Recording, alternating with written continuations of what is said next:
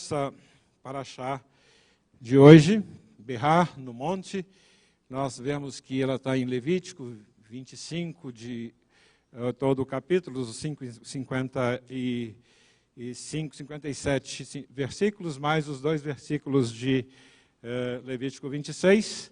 Jeremias tem a Haftarah e a Brit Hadashah em Lucas. Nós vamos dar um tema para essa nossa ministração. E quando nós oramos, quando o Rabino nos desafiou a estarmos falando hoje, vimos o tema, que tema interessantíssimo.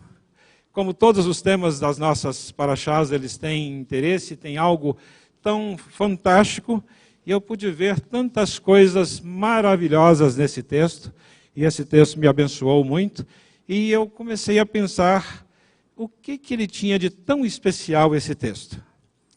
O Eterno quer que nós planejemos a nossa vida. A Torá, ela tem algo para que nós possamos planejar o nosso viver diário. Ela traz algo tão importante que faz com que nós possamos fazer a cada momento o planejamento daquilo que é o nosso viver diário, para que nós não soframos tanto como o mundo tem apresentado de sofrimento para cada um de nós. E o planejamento, ele vai mostrar, quando Yeshua nos fala que, pois qual de vós querendo edificar uma torre não se senta primeiro a calcular as despesas, para ver se tem como acabar? Ou qual é o rei que, indo entrar em guerra contra o outro rei, não se senta primeiro a consultar se com 10.000 pode sair o encontro daquele que vem com ele com 20.000? É claro que precisamos ter em mente em nossas vidas que nós não podemos simplesmente pensar como o Zeca Pagodinho diz lá, deixa a vida me levar, né? Deixa a vida me levar. Eu posso simplesmente viver a minha vida de uma maneira que ela não tem um objetivo definido. E a palavra do Senhor ainda nos diz que o coração do homem pode fazer planos, mas a resposta certa ela vem dos lábios do Senhor. E poder fazer planos é próprio daquele que tem inteligência, daquele que tem neurônio, daquele que pensa, daquele que elabora. Nós precisamos de fazer planos, mas precisamos da resposta dos lábios do Senhor. E ainda Yeshua nos fala que errais, não conhecendo as Escrituras, e as Escrituras que era Tanar, nós vemos, e nem o poder de Deus. Se não conhece as Escrituras, é o primeiro ponto de erro. Não conhecer a Torá, não conhecer a Tanar, nós vamos errar por falta de conhecimento. E nós vemos que uma empresa, nós gostamos de pensar nisso aí, eu fiz curso de administração para que a gente pudesse trabalhar melhor o nosso trabalho, e já fui secretário de saúde na minha cidade durante 2 mandatos, e nós utilizamos esses conhecimentos que nós vamos falar aqui. Não é algo que é estranho isso. E nós vemos que na empresa nós precisamos de ver a primeira etapa de qualquer planejamento é um posicionamento e propósito. Eu preciso de saber o que eu quero chegar com a minha empresa, quais as coisas, qual o objeto de trabalho da minha empresa e onde eu quero chegar com ela. E eu preciso de perguntar para que a minha empresa existe. Eu preciso de perguntar também aonde ela quer chegar. Eu preciso de perguntar quem que vai levar essa minha empresa até lá. E a missão da empresa, eu preciso de pensar no propósito, na essência da empresa. Eu preciso de pensar na visão, quais os sonhos que a empresa tem, os valores, os comportamentos praticados, desejados para cumprir a essência, realizar esse sonho. E aí nós vamos pensar em algo bem importante aqui no planejamento estratégico da empresa, no segundo ponto. Quais os objetivos, as metas, os indicadores, quantificar o crescimento, e o método SMART é que nós utilizamos muito. SMART, do inglês, eu tenho que pensar em algo específico, em algo mensurável, em algo atingível, em algo relevante, em algo tangível. para que eu possa colocar. E eu posso apresentar essa minha ideia e compartilhar e me motivar, inclusive, para poder fazer essas coisas. Eu tenho que fazer a execução e acompanhamento disso, que é a hora que eu vou botar a mão na massa. E aí, quando eu vou pensar a nível pessoal, será que tem alguma coisa, eu tenho que fazer algumas perguntas a nível pessoal, para que eu possa entender a minha vida, o que eu estou fazendo com o meu projeto de vida? Aí a gente começa a pensar em qual o posicionamento pessoal que eu vou colocar, o propósito. Do mesmo jeito que eu faço com a empresa, eu tenho que definir quem eu sou, afinal de contas. Será que eu sou um joguete simplesmente na mão da sorte? Será que eu sou alguém que veio aqui de paraquedas nesse mundo simplesmente para poder viver, gozar a vida, sem objetivos definidos para a minha existência? Ou o Eterno quer algo muito mais importante para a minha vida? Para que eu existo? Onde eu quero chegar? Eu preciso de fazer essas perguntas para mim mesmo. E se eu não fiz ainda, devo fazer. Quem me levará até lá? E será que eu tenho um propósito? Qual é a essência da minha vida? São perguntas. Quais são os meus sonhos? Quais os comportamentos praticados, desejados para cumprir a essência e realizar esses meus sonhos? Eu preciso de fazer perguntas. E aí eu vou pensar novamente, usando o SMART, eu vou dizer, eu preciso de ter metas específicas. Eu preciso de ter algo que eu possa medir, algo que eu possa atingir, algo que possa ser relevante. E relevante para quem?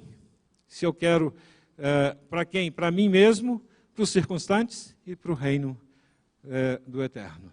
Então, eu preciso de ser algo que possa ser tangível.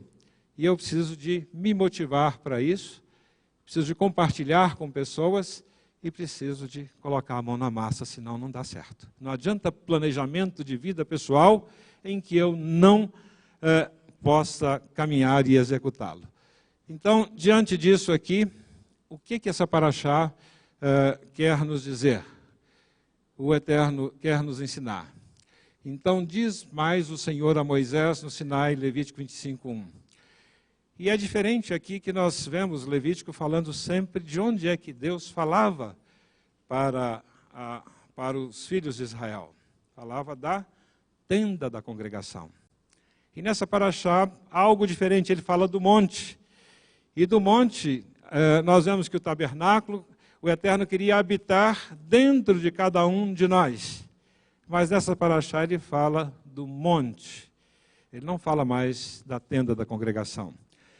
E por que essa paraxá ele vai falar do monte e não da tenda da congregação? A tenda da congregação ele fala mais em comunhão, ele fala mais em habitação em cada um de nós, mas do monte ele está falando de autoridade, de algo que ele quer que seja forte em nossas vidas, que possa fazer mudança em nossas vidas, que possa fazer chacoalhar as nossas vidas, mudar do lugar onde nós estamos. E por isso nós temos algo tão importante nessa paraxá. E ele fala aos filhos de Israel e diz: quando tiveres entrado na terra que eu vos dou, a terra guardará um sábado ao Senhor. Curioso, né? Nós guardamos o sábado, mas a terra precisa de guardar um sábado. E por que essa terra guardar um sábado? Se a terra é o meu sustento, e dali eu tiro o meu sustento, por que eu parar de produzir com essa terra? Será que tem algum ensinamento nisso? E o Shemitah nos ensina, claro, evidentemente, a provisão do Eterno. Eu não posso confiar nas minhas posses como forma de provisão pura e simplesmente. Não posso confiar só na minha inteligência, na minha esperteza. Eu preciso confiar que o Eterno quer fazer a provisão da minha vida, a provisão de todas as minhas necessidades, pode ser utilizando ou não o meu trabalho, mas Ele quer utilizar da minha pessoa, mas quer que nós sejamos parceiros dEle nessa empreitada de vida. E Ele quer ser o nosso parceiro para que Ele possa nos direcionar e colocar as posições onde nós devemos chegar. Então esse é exatamente o sentido que a gente começa já a entender que essa paraxá quer nos mostrar. E nós vamos ainda mais vendo dentro dessa paraxá que santificareis o ano 50º e apregoareis liberdade da terra a todos os seus habitantes. Ou seja, quem tivesse escravizado teria que ser liberto nesse momento, as dívidas seriam sanadas nesse momento, e esse ano jubileu será para vós. Tornareis cada um a sua possessão e a sua família. Uma liberdade, então, resgate e libertação é o grande tema que é trabalhado no jubileu. Então, nós precisamos desse resgate, precisamos de ser resgatados pelo Eterno em nossas vidas. Precisamos do resgate que Ele traz, trazendo qualquer escravidão que tenha na minha vida, eu preciso de ser resgatado dela. E nenhum de vós oprimirá o seu próximo. E se eu fui resgatado, agora eu vou fazer a mesma coisa, oprimir o meu próximo? Eu vou fazer algo com quem eu não quero, aquilo que eu não queria que fizesse comigo, eu quero que seja feito com o outro? Realmente nós precisamos de não oprimir, não fazer nada daquilo que eu não gostaria que fosse feito à minha pessoa. Assim como quereis que os outros vos façam, fazei o vós também, é o que a palavra do Senhor nos coloca. E Ele coloca, temerás o Senhor teu Deus. E esses verbos aqui são muito importantes. Temer, não no sentido de ter medo dele, mas ter o profundo respeito por tudo aquilo que ele fala. Levar a palavra dele a sério. E isso ele fala com Abacuque com muita propriedade, dizendo, o justo por sua fé viverá, por levar a sério aquilo que o Eterno coloca. Eu sou o Senhor, vosso Deus, ele está colocando. Se você não leva a sério a minha palavra, então que mais palavra você vai levar? Pelo que observareis os meus estatutos, observar então a minha Torá, as minhas leis, as minhas orientações, observando tudo aquilo que eu estou orientando nessa terra. Guardareis os meus preceitos, mas só para guardar? Não, para cumprir também, para poder fazer. Ouvir, guardar, fazer. E qual a consequência disso? O verbo seguinte, habitareis seguro na terra. A aliança que ele faz é para que a gente possa habitar seguro. Quanta segurança nós precisamos, quanto nós reivindicamos de algo seguro na terra, de relações boas, relações abençoadas na nossa terra. E muitas vezes nós vemos que, uma coisa bem simples, habitareis seguro por cumprir aquilo que eu estou determinando. Então nós vemos ainda, a terra não se venderá por perpetuidade, a terra é minha. Que é algo tão interessante. Às vezes nós nos preocupamos tanto em ter uma casa, ter um carro, e depois esse negócio dá um trabalho lascado para que você possa manter isto. Tem um lote, tem o sujeito vai invadir, o sem terra vai invadir. Tem o carro, o sujeito vai riscar seu carro, e você fica preocupado com aquilo. E se você tem mais de um e você já não mora naquele lugar, você tem que colocar guardas, tem que colocar cercas naquele local. E cada vez que você aumenta em posses, você vai aumentando em preocupações. E Salomão fala isso para a gente, aquele que aumenta em fazendas, aumenta em agregados para comê-la. Quanto mais dinheiro você tem, quanto mais coisas você tem, mais gente está querendo tomar o seu dinheiro, tomar suas posses. Isso dá muito trabalho manter coisas. E às vezes, o que ele coloca, a terra é minha. Você não é dono de nada. Nós não somos donos de nada. O carro não é meu. Mesmo a roupa que eu estou vestindo, ela está só emprestada para mim. Se eu morro hoje, o que é que eu vou fazer com isso?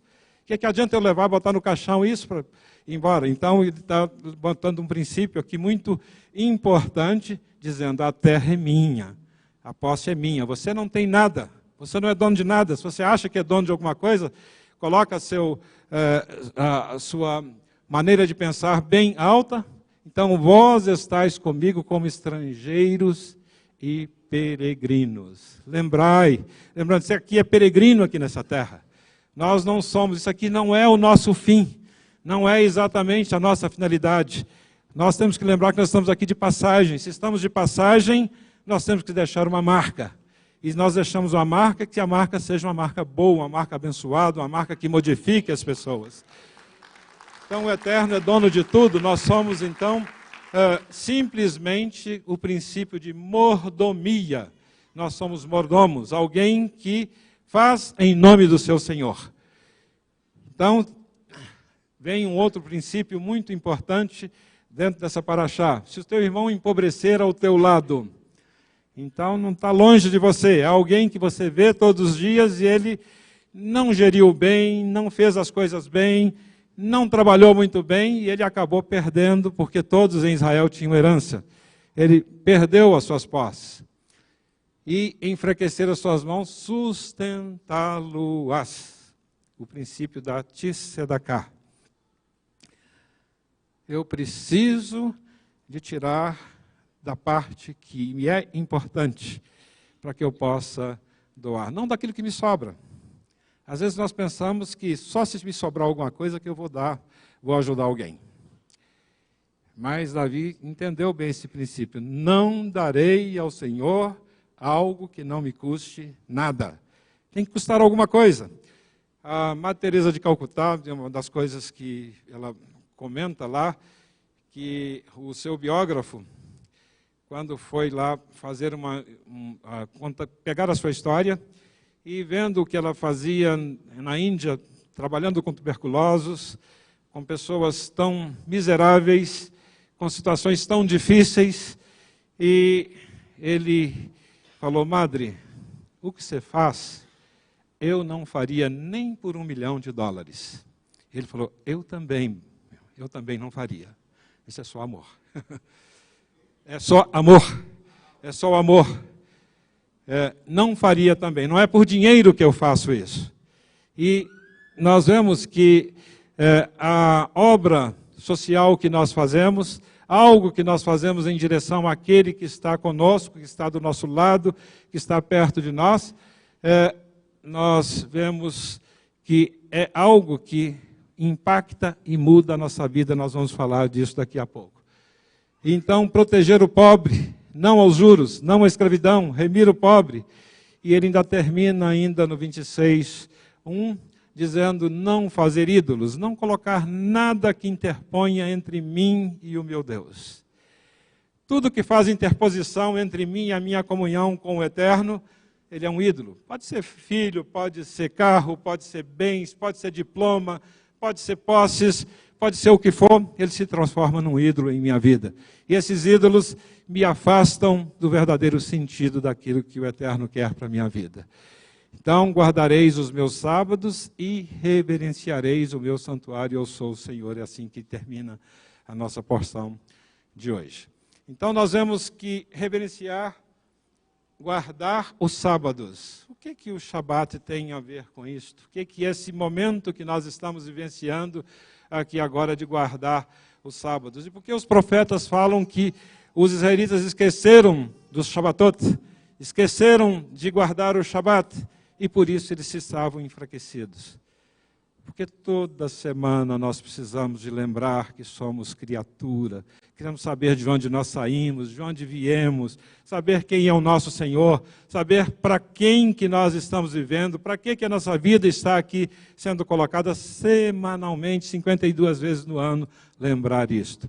E se nós lembramos disso, nós temos a fórmula do sucesso para as nossas vidas aí colocadas. Então nós vamos ver o que nos fala nessa porção aí, quem já falou, aí nós lembramos algumas coisas, e nessa semana tive a oportunidade de ser muito abençoado. Separei exatamente três ministrações que foram feitas no Monte de Deus, quando o Rabino Mateus fala em 2014, ele fala algo tão interessante, comparando exatamente a maneira de divisão de bens, a maneira como os bens deveriam ser divididos, não ficar apegado aos bens, ele fala nessa paraxá, em contraste com os projetos de maneira de divisão de bens, que é feito pelos indivíduos que trabalham com a sociologia, que trabalham com as ciências sociais, que trabalham com as ideologias de esquerda, em contraste àquilo que o Eterno manda fazer, mostrando perfeitamente uma solução. Vale a pena ver de novo isto. Entendendo o ano de jubileu, nós vemos aqui os gráficos, mais uma vez, que o Rabino sempre nos ensina através deles, e mostrando a matemática de Deus, como a conta de Deus fecha perfeitamente, também estudando essa paraxá. E nós vemos aí o verdadeiro Yovel o jubileu, mas falando mais de uma maneira, de um ponto de vista escatológico, de como isso vai impactar a nossa vida no milênio, na volta de Yeshua, e como ele vem ser o nosso resgatador, que é exatamente Yeshua. Então, são paraxás que valeria a pena você pensar um pouquinho, e se você tem tempo, vamos verificar que algo novo eu gostaria de trazer nessa paraxá, é exatamente isso que nós vamos fazer. E ele precisa de ter uma mente receptiva, você, para que receber a revelação do Eterno. Sempre nós precisamos disso. Se nós não tivermos a mente receptiva, não recebemos aquilo que o Senhor nos abençoa. E eu gostaria de pensar aqui rapidamente sobre o sofrimento humano e por que nós sofremos. E qualquer experiência aversiva que nós temos, e a emoção negativa correspondente, ele, na verdade, nós chamamos de sofrimento. Está associado com dor, com infelicidade, mas qualquer condição que pode gerar sofrimento, se ele for subjetivamente aversivo a nós. Então, nós não queremos sofrimento, evidentemente, porque nos incomoda. Nós queremos felicidade. E as pessoas buscam felicidade. E a quantidade de coisas que nós temos aí oferecendo para nós, para que a gente tenha felicidade, seja o carro, seja a roupa, seja a maquiagem que as mulheres gostam, seja o colar que vem, exatamente, seja a tinta do cabelo, né, que a pessoa vai fazer, tudo visando a gente ser feliz com essas coisas. E nós não queremos sofrimento definitivamente. Mas há algo que o Mário Quintana fala num dos seus livros, que a felicidade bestializa os homens, só o sofrimento as humaniza. E o que é que bestializa? A pessoa quer ser tão feliz que ele não olha o outro, ele não verifica a necessidade do outro, não importa o que o outro está sentindo, se eu sou feliz, se eu tenho as coisas boas para a minha vida, azar do que está acontecendo no mundo. Azar do que está acontecendo lá em Barão de Cocais, eu não moro lá, para que eu vou ficar preocupado com essas coisas de lá? Então, se eu estou feliz, estou no meu castelo, tenho meu carro, tenho a minha picanha, tenho as minhas coisas para poder comer, então está tudo certo. Então, felicidade, nesse sentido, é que o Mário Quintana fala, ele bestializa, torna a gente mais como pessoas, como animais, mas não diferente dos animais, porque queremos simplesmente a nossa satisfação.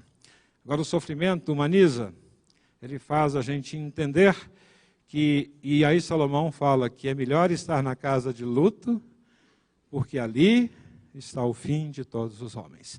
Então, o sofrimento é algo que o Viktor Frankl fala também que se a vida tem um propósito, o sofrimento também tem. E ser úteis às pessoas em situação de vulnerabilidade e sofrimento é o maior modificador do nosso comportamento.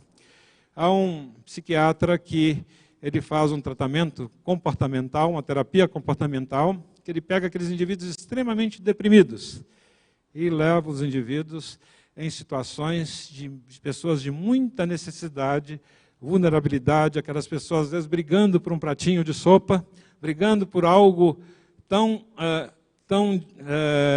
elementar para a maioria das pessoas.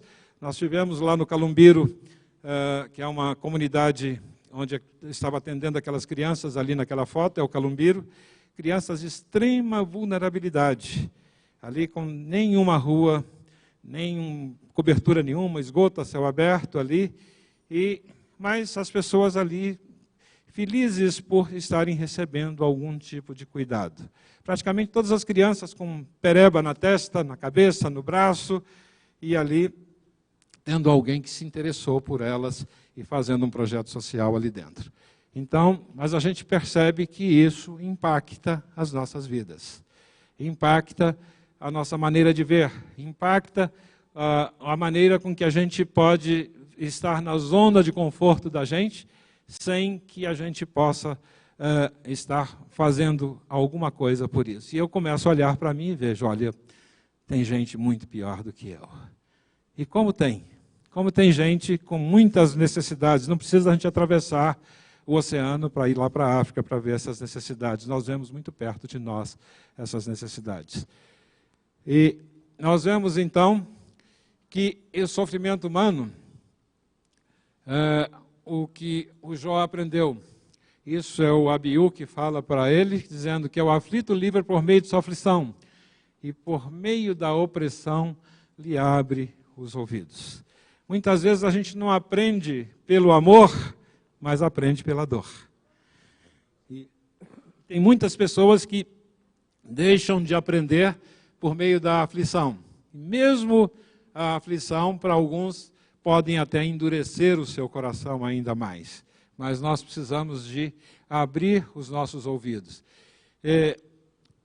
E Jó, quando ele aprende com essa experiência, uma experiência que nós conhecemos classicamente, e é algo fantástico que ele chega no final do capítulo dizendo: bem sei que tudo podes, e que nenhum dos teus propósitos pode ser impedido. Com os ouvidos eu ouvira falar de ti, mas agora te veem os meus olhos. A experiência negativa, muitas vezes em nossas vidas, faz com que haja uma modificação. Será então que toda experiência negativa é algo tão ruim assim em nossa vida? Aí Davi vai nos falar algo interessante. Foi-me bom ter sido afligido, para que aprendesse os teus estatutos. Meu irmão, será que Deus, quando as suas dificuldades estão aí presentes na sua vida, será que Deus não está querendo tratar com você também, nesse momento? Não quer fazer um tratamento? Você não vai perguntar, em vez por que eu estou sofrendo, eu vou perguntar para que eu estou sofrendo? O que Deus quer chegar? Onde Ele quer tratar? Que áreas da minha vida Ele quer fazer modificações?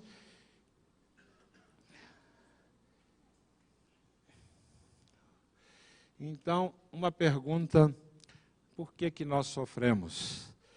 E aí nós vamos entender, aí nós vamos começar a entender qual a ligação desse tema com a paraxá de hoje.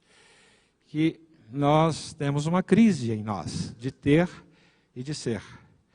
Nós achamos que ter é que nos traz felicidade, mas o Eterno quer que nós sejamos, quer modificar as nossas vidas, quer modificar o nosso interior, quer modificar os nossos objetivos, quer modificar todas as nossas situações, quer tirar da situação de comodismo, quer fazer com que nós estejamos realizando, que nós estejamos fazendo as coisas, fazendo a sua obra, fazendo o seu propósito, cumprindo o seu propósito em nossas vidas. E nós, às vezes, eu quero acumular, quero ter, quero um carro, quero uma camisa, quero tantas coisas aí, e isso faz com que as posses nós queremos porque ela demonstra poder.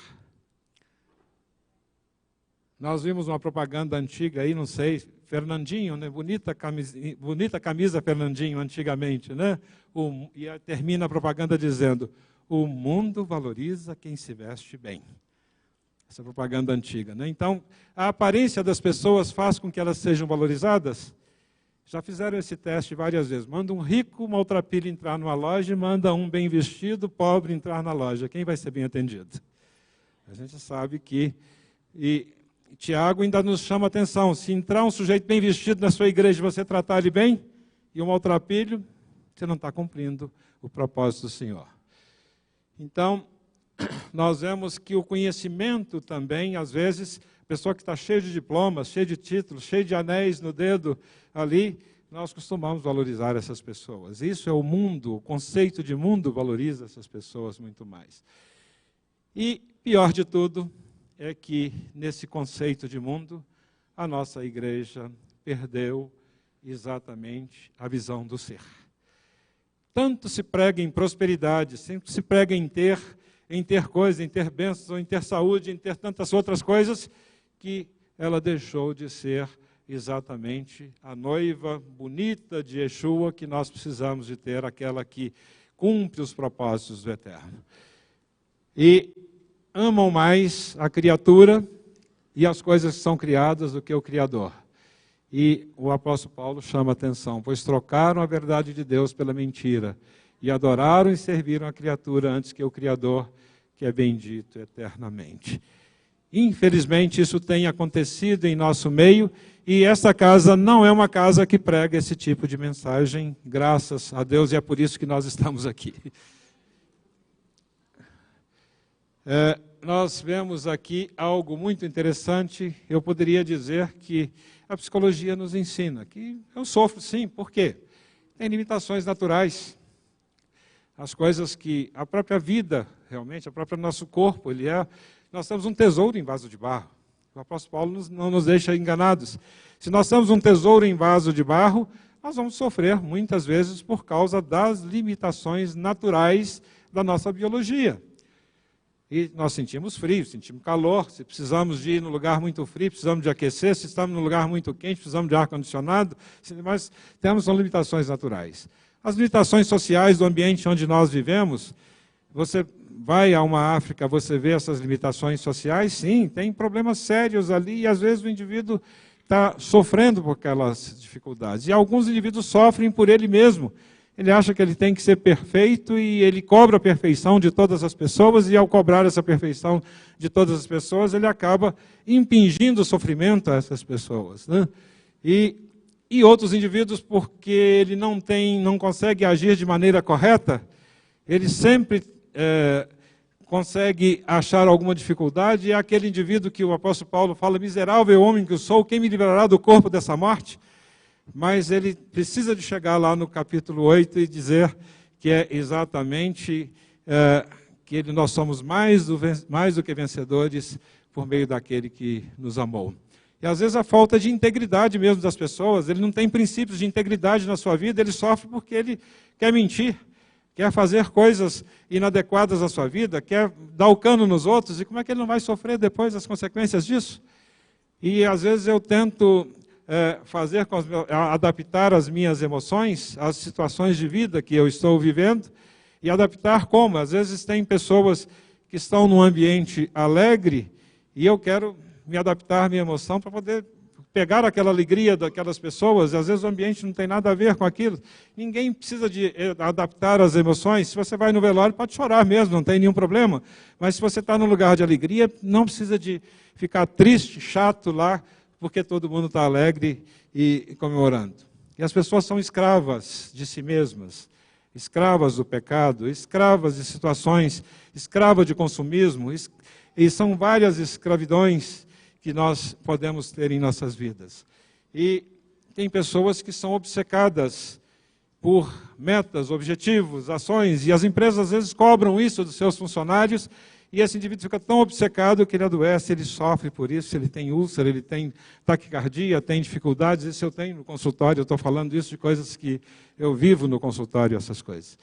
E mais ainda, nós vemos que o próprio estado emocional da pessoa, tem pessoas que estão deprimidas e precisando mesmo de um tratamento.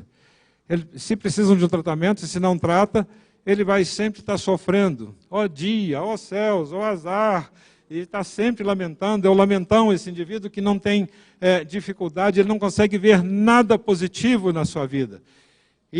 Mas Deus nos deu o livre-arbítrio e nós às vezes não sabemos utilizá-lo. E o que Ele nos dá, e se a pessoa não sabe utilizar dessa liberdade que o Eterno dá, ele entra em sofrimento também por causa disso. Aquilo que o Eterno nos dá como bênção, Ele vai trazer princípios de vida que ele tem equivocados. Ele não coloca os princípios de vida dele na condição correta, no lugar correto. E ele, além de princípios equivocados, a realidade dele é deturpada. Ele não consegue enxergar as coisas tais quais elas são. Falta de consciência do outro, né? Eu não tenho consciência de que o outro tem importância também, tal qual. Aquilo que eu não quero que aconteça comigo, eu não devo querer que aconteça com o outro. Pessoas que ficam focadas no passado. Eu gostaria tanto de mudar para a minha cidade, mas a sua cidade foi há 30 anos atrás que você viveu nela, você tem uma realidade hoje. No futuro eu vou fazer isso, sempre focado. E o presente? E agora aquilo que você está vivendo? Será que não merece uma atenção maior aquilo que você está vivendo? Então focar no passado e no futuro não nos ajuda muito e às vezes é motivo de um sofrimento muito grande. As diferenças com o outro, eu tenho que entender que as pessoas são diferentes. Mesmo que eu vivo e convivo com minha esposa com mais de 40 anos, 41 anos de casados, eu já sei quais as diferenças que ela tem. E antes, às vezes, que ela me fale algumas coisas, eu já sei até como ela vai reagir ao que eu vou falar com ela. Não por isso eu preciso desvalorizar a opinião dela. Mas se eu vivo 41 anos com ela, é exatamente porque nós nos adaptamos um ao outro, entendendo que nós somos diferentes um do outro, mas que podemos abençoar com as nossas diferenças um ao outro. E não culpar os outros sempre. As pessoas acham que sempre são os outros que são culpados. E essa coisa de sempre os outros serem culpados, a gente começa a ver logo no início da criação. Adão, o que você fez? Não, Eterno, foi a mulher que você me deu. Eva, o que você fez? Não, Eterno. Não, foi a cobra. Então sempre são os outros os culpados. Então, o que eu poderia pensar? É possível não sofrer? O que Yeshua nos coloca: no mundo tereis aflições, mas tende bom ânimo, eu venci o mundo e vós vencereis. Então, se nós podemos aprender com o sofrimento, de que maneira? Se eu aprendo com o sofrimento, meu sofrimento próprio, eu chamo isso de inteligência. Mas se eu aprendo com o sofrimento dos outros, eu já chamo isso de sabedoria. Mas se eu aprendo por instrução do Eterno, isso é santidade. Eu estou aprendendo diretamente da fonte. Eu não preciso, então, de ter sofrimentos em minha vida se eu aprendo diretamente da fonte. E o Eterno quer nos livrar de muitos sofrimentos na nossa vida com as instruções que Ele passa a cada um de nós. E nós vemos como eu vou fazer um planejamento de vida. O que a porção de hoje nos ensina sobre esse sofrimento? Onde é que nós estamos colocando os nossos tesouros? Onde está o tesouro? Está o vosso coração. Onde é que eu coloco os meus tesouros? Será que são nos bens materiais? Aí Yeshua vai e nos fala algo interessante. Direi à minha alma: alma, tens em depósito muitos bens para muitos anos. Descansa, come, bebe, regala-te. Mas Deus lhe disse: insensato. Essa noite te pedirão a tua alma, e que tens preparado para quem será? Assim é aquele que para si ajunta tesouros e não é rico para com Deus. Então nós vamos colocar nos bens materiais. Não é uma boa coisa a gente colocar a nossa confiança. O planejamento estratégico pessoal, lembrando mais uma vez, quem eu sou? Por que eu existo? Onde eu quero chegar? Se eu pergunto, quem me levará até lá? Eu tenho um propósito? Qual a essência da minha vida? Quem são os meus sonhos? Quais os comportamentos praticados, desejados para cumprir a essência e realizar o sonho? Não adianta ter sonhos se eu não faço nada em direção àquilo que eu quero chegar. Então vamos ver a solução. Primeira coisa que nós vemos que a Paraxá nos ensina: vou ter que olhar para o monte, olhar para cima. Não tem jeito de ficar olhando para o vale que está na nossa mesma direção. Se nós olhamos para o monte está lá, o Eterno. E se eu subo a esse monte ainda, quem já teve a experiência de subir o monte, eu com os meus filhos, já subíamos umas 3 vezes, fomos lá ao Pico da Bandeira quando eles eram adolescentes, subia lá, Isabel também foi junto, né? E nós vimos lá. E o que é que a gente queria ver? Ver o nascer do sol. E quando descortinava o nascer do sol, o horizonte era tão grande, tão bonito, que valia a pena aquele sacrifício de 5 horas de subida dos 2.900 metros do Pico da Bandeira. E nós vemos que a palavra, o salmista nos fala: olho para os montes, de onde me virá o socorro? Ele vai entender que essa da autoridade do Eterno sobre nossas vidas. A primeira coisa, então, eu preciso de um berrar, eu preciso de estar no monte para que eu possa entender. E devemos lembrar que a Paraxá nos ensina que tudo pertence a Adonai e dele para nós. Eu não preciso de nada nesse mundo. O meu sogro dizia que eu precisava só de 2 por 1 de terra com 7 metros de palmo. Só isso é que eu precisava nessa terra. Nada mais além disso eu precisava. E se eu não preciso de muitas coisas, eu tenho que entender que Ele nos dá nos abençoa através das pessoas. Até o ímpio trabalha em favor do justo quando o Eterno nos abençoa. Então, nós não temos nada nesse mundo, é o que a Paraxá nos ensina. Eu preciso da provisão do Eterno o tempo todo. A bênção vem do alto. Eu preciso de trabalhar, mas lembrar que a bênção vem do Eterno. Nós trabalhamos com as nossas forças, mas o resultado vem do Senhor, a provisão vem do Senhor. E a palavra nos fala que o cavalo prepara-se para o dia da batalha, mas o Senhor é que vem a vitória. E ele fala, se eu aprendi isso, não vou fazer nada com o meu semelhante. Não posso escravizar meu semelhante. Não posso fazer nada que meu semelhante não seja abençoado. E eu preciso de acolher o pobre e o necessitado. E eu preciso de resgatar o escravizado. E esse escravizado, será que é simplesmente aquele escravizado do ponto de vista social? Não, escravizado por Satanás. Aquele que precisa da vida eterna, mas precisa de uma perspectiva de vida aqui ainda, nesse momento, nesse reino que é aqui, agora também. Ele é um reino que já está sendo colocado para que ele seja vivido aqui no nosso meio. Nós vemos que o que Yeshua nos fala já no nosso texto da Brit Hajashá, ele fala, ide contai a João o que tens visto e ouvido. Os cegos veem, os coxos andam, os leprosos são purificados, os surdos ouvem, os mortos são ressuscitados, e aos pobres é anunciado o Evangelho. E bem-aventurado aquele que não se escandalizar de mim. Será que algumas pessoas hoje, a minha pergunta, têm escandalizado de Yeshua? Esse Yeshua que nós sabemos que ele é judeu, que nasceu da descendência de Davi, que ele andou em Israel, que ele volta para Jerusalém, e tem pessoas que têm tentado dizer que nada disso vai acontecer, que Yeshua, uma vez que veio, ele veio, passou é o Salvador do mundo, mas ele é totalmente desconectado da realidade dele. Tem pessoas que se escandalizam desse Yeshua, da maneira que ele é. Parece uma coisa tão simples, quem não se escandalizar de mim, bem-aventurado. Mas tem muitas pessoas que se escandalizam. E é por isso que temos pregado e temos falado da restauração, porque nós precisamos de restaurar esse Yeshua, restaurar a face dele, tirar dos portões de Roma que ele está assentado, para trazer exatamente a restauração às pessoas, para essa reconexão da igreja com Israel.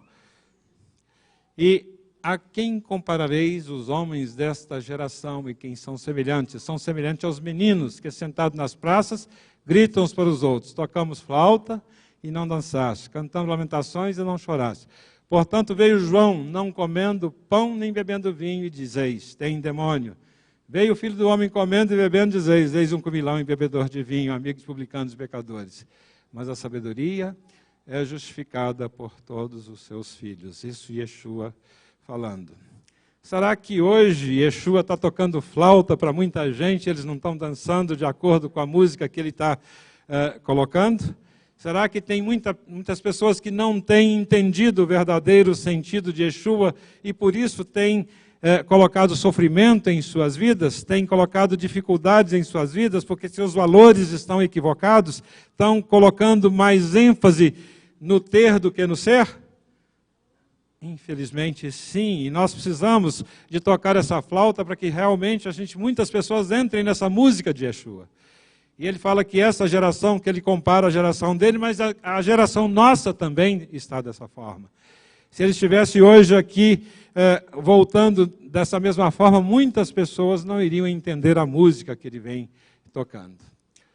Então, Isaías nos fala exatamente da conexão de que Yeshua nos fala do Iovel, do verdadeiro Iovel. O Espírito do Senhor está sobre mim, porque o Senhor me ungiu para pregar boas novas aos mansos, enviou-me a restaurar os contritos de coração, a proclamar a liberdade aos cativos, a abertura à prisão aos presos, a pregoar o ano aceitável do Senhor e o dia da vingança do nosso Deus, a aconselhar os tristes, a ordenar acerca dos que choram em Sião, que lhes dê uma grinalda em vez de cinza, óleo de gozo em vez de pranto, vestidos de louvor em vez de espírito angustiado, a fim de que se chamem árvores de justiça, plantação do Senhor, para que Ele seja glorificado.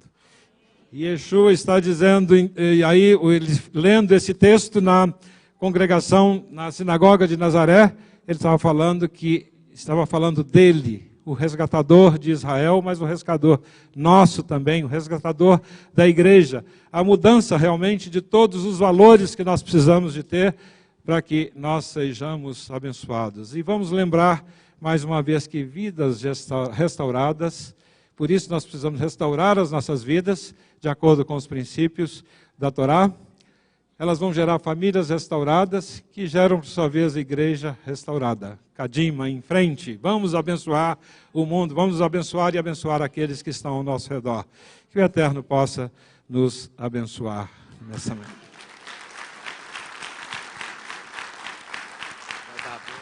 Se você gostou e foi abençoado com esse estudo, inscreva-se em nosso canal do YouTube. Considere também ser um mantenedor do trabalho do Ensinando de Sião no Brasil, Israel e no mundo. Doações e contribuições podem ser feitas através do link na descrição desse vídeo. Um grande abraço e Shalom, Shalom.